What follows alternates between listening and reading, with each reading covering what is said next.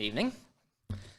So as some of you know, or may know, this is my senior year in college, and as such, I am working on a senior design project under the School of Mechanical Engineering, as others in the audience are as well, in their mechanical engineering programs. And there were two different ways that I could do this project. I won't bore you with the boring one, but I went for the all-out project. We were doing an EV conversion, or pretty much wrapped up an EV conversion on an old bread truck that the university gave to us and said, go for it and build something cool and make it run on electricity. But as you can imagine, taking something from 20 years ago and making it into basically a Tesla is trying to put round pegs in square holes.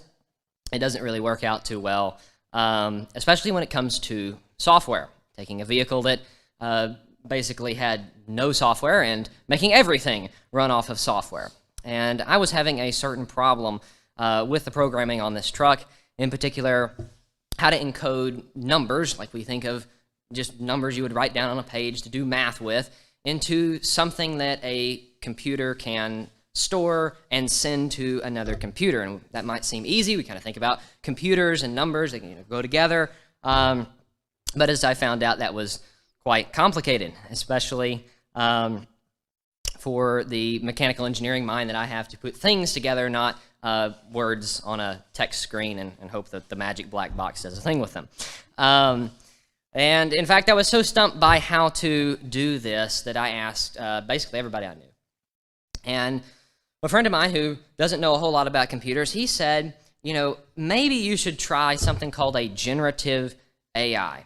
And there's all kinds of different AIs out there, but the generative AIs are the ones you hear about in the news. Those are the ones that make the news, the ones that people ask questions to that give them wrong answers and are, you know, the AI is super confident that, you know, 2 + 2 is 5, that kind. And I thought, there's no way that is going to work. We're asking a computer to solve a problem with another computer, and we're asking it to do it with numbers, which these AIs are known to be terrible with. There's just no way that will work.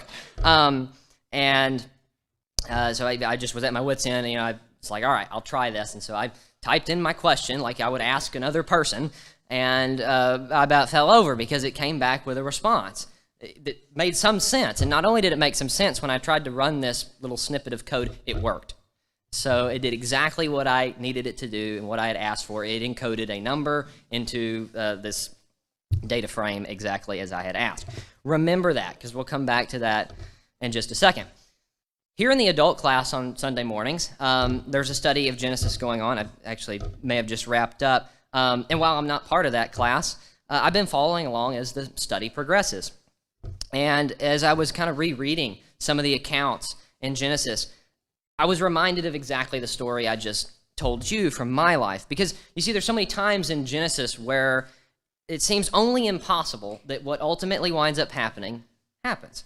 There's just no way that whatever is said is going to take place would actually take place. But, of course, with God and his plan, it always works out no matter how impossible it seems. Just to recall your memory, Abraham and Isaac, Genesis 17. Abraham fell face down. He laughed. He said to himself, will a son be born to a man 100 years old? Will Sarah bear a child at the age of 90? Another one that I like is in Genesis 19, with Lot fleeing for his life. But can't I flee to the mountains? The disaster will overtake me and I'll die. Look, here is a town near enough to run to, and it is small. Let me flee to it. It is very small, isn't it? Then my life will be spared. Of course, Lot thought that God's plan to run to the mountains was not good. That'll never work. He's going to die. Disaster is going to overtake him. And 10 verses later, Lot and his 2 daughters left Zoar and settled in the mountains, for he was afraid to stay in Zoar. So as you can see, things turn out exactly how God says they will, and his plan always works no matter how impossible it might seem to the first person there in the experience. Much later, Peter specifically not wanting Jesus to be taken, and then getting rebukes for that. It seemed impossible to Peter at that time that Christ was going to suffer like that. In no way the Son of God's going to suffer those kinds of things.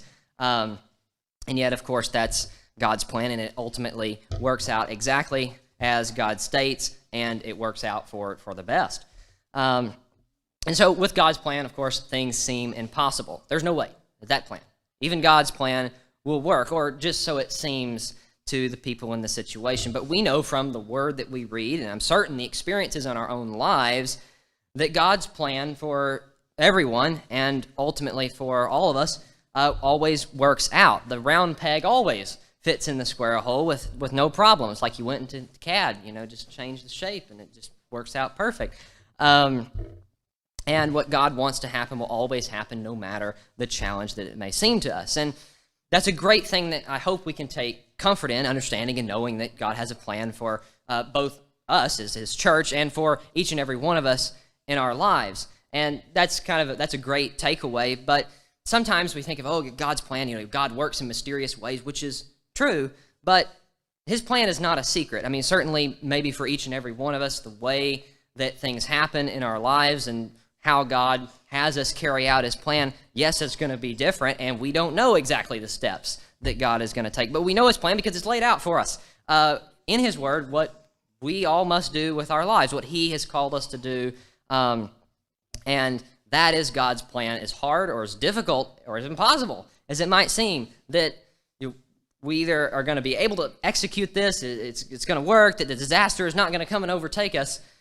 God's going to help us execute it. He's going to make sure that plan does, in fact, work.